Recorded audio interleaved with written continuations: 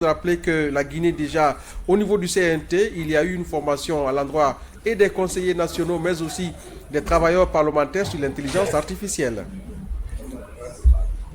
Oui, justement, vous savez, la Guinée, d'ailleurs, je vais préciser en passant, la Guinée est le seul pays qui a respecté la parité, trois hommes, trois femmes au sein du Parlement de la CEDEAO. Ça, c'est juste un acquis de la transition à la tête, comme on appelle le général Mamadi Doumbouya.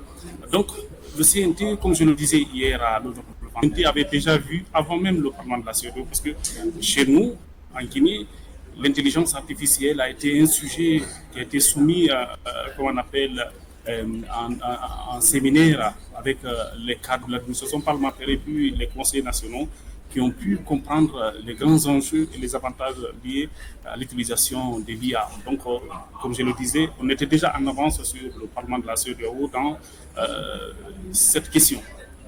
Oui, très bien. Alors, est-ce qu'aujourd'hui on peut avoir une idée un peu le temps pour vous de pouvoir entrer en possession des recommandations? Mais est-ce que pour aujourd'hui, quel est le menu au menu de discussion par rapport aux travaux de ce jeudi?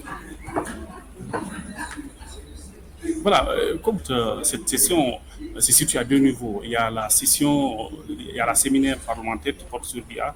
Et en plus, aujourd'hui, les travaux liés à l'examen du budget du Parlement de la CEDEAO vont démarrer. Dans quelques instants, vous avez vu constater dans la salle, les gens commencent à rallier la salle pour cette autre session ou cette autre séance concernant, comment on appelle, la session extraordinaire consacrée à l'examen du budget du Parlement de la CEDEAO.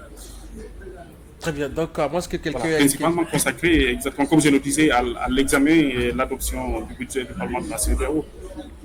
Très bien. Merci beaucoup à Abdoulaye Ndingilande Diallo que nous avions à l'instant donc du côté de Port Harcourt, c'est au Nigeria, à l'occasion bien sûr de cette session extraordinaire du Parlement de la CEDEAO qui porte fondamentalement sur l'utilisation de l'intelligence artificielle dans le travail parlementaire.